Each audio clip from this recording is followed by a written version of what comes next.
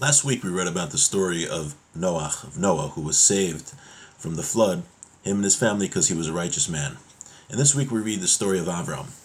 But we find that only Avraham became the father of the Jewish people, became the progenitor of the nation, which would be the chosen people to represent to the world what a human being should be and how a person should serve Hashem. So the Medrash says, what is the difference between Noah and Avraham? So the Medrash writes that there was a king and he had two friends. He was once walking down the way and he saw that one of his friends was stuck in the mud. So the king went and pulled out his friend from the mud. The king was walking again and he saw that a light was coming from a window. And he looked, he saw it was his other friend.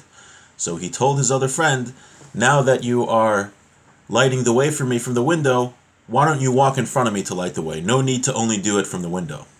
So the Medrash says that the first friend was Noah and the second friend was Avraham. The first friend that Hashem rescued from the mud was Noah. Noah was a righteous person in a generation of evildoers. Right? It's not so easy to do the right thing when everyone else is doing something wrong. So Noah was a righteous person, and because of that, Hashem saved him from the flood and saved his family. However, Avraham went a step above.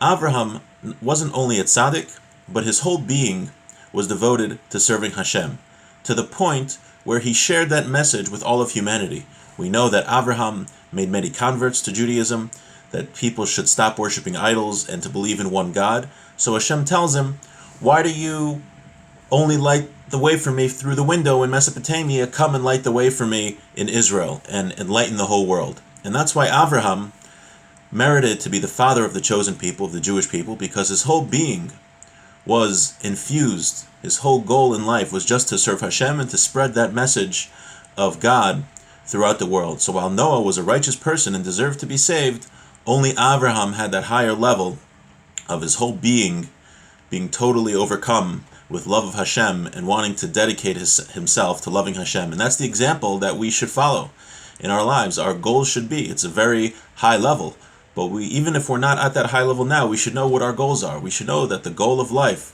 isn't to serve ourselves, but it's to serve Hashem and to dedicate our life to service of God. But because when we live to serve God, we live to serve Hashem and do mitzvahs, and we follow His guidebook in the Torah, that's when we will have a happy and fulfilled life. And with that, I wish everyone a good Shabbos.